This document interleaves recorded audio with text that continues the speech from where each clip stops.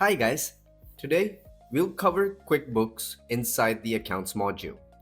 This feature is used to export selected accounting data from the back office, such as check transactions or invoices, so it can be reviewed or used outside the system.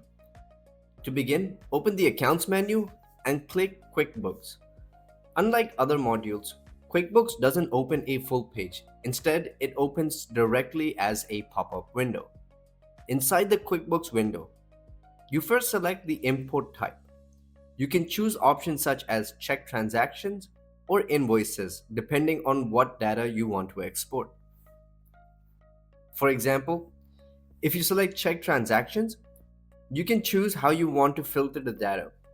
You can filter by written date or check date. Next, select the start date and the end date for the export.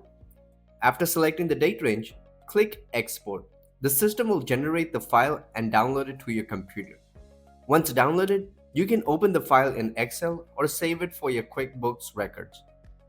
This export helps you review check transactions data and invoice data in a spreadsheet format and use it for accounting or record purposes. And that's how you use the QuickBooks export option inside the Accounts module.